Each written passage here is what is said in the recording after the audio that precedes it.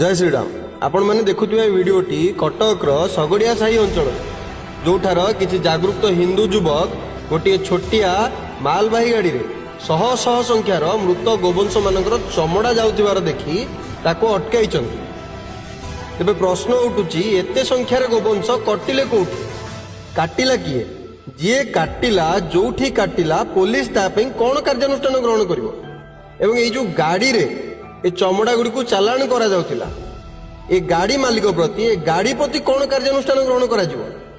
वास्तव में आम ओडिशार आईन व्यवस्था रे एभली चोरा चालाणकारी मानक पई कौन दंड विधान रही ना पूर्वर घटिथिबा अनेक घटना भली ए घटना भी केवल पुलिस रो कागज पत्र रे आउ सामाजिक गणमाध्यम वीडियो रे ही सीमित रही।